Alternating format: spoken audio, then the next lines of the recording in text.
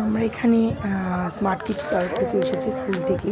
তো সব টিচাররা মিলে এসেছি ঠাকুরকে আমাদের 7 পাক ঘুরিয়ে তো আমরা সবাই জলে প্রথমে মা সরস্বতীকে ভাসান দিলাম সারাবার, তারপর সেটা বিসর্জন দিয়ে দেবো।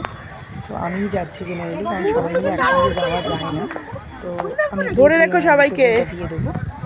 তারপর আমরা সবাইকে ধরো, কিন্তু পিস্তল আছে, ধরে ধরে। আমাদের অন্যান্য টিচাররা কিছু পুরনো মূর্তি এনেছিল, যে মূর্তিগুলো ভগ্ন অবস্থায়, তো সেগুলোকে আমরা বসাবো।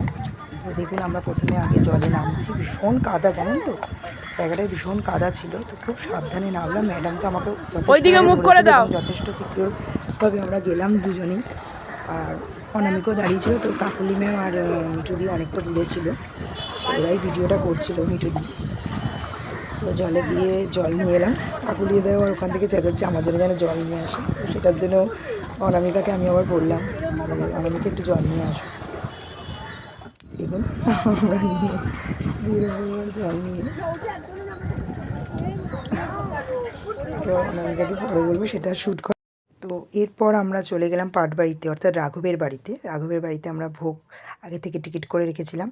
তো সবাই মিলে আমরা যথেষ্ট পরিমাণে কন্টেনার নিয়ে গেছিলাম এবং প্রসাদ নিলাম। এই হচ্ছে তার প্রসাদের ছবি, স্ক্রিনেই রয়েছে। ভীষণ ভালো ভোগ খেলাম। রাধে রাধে।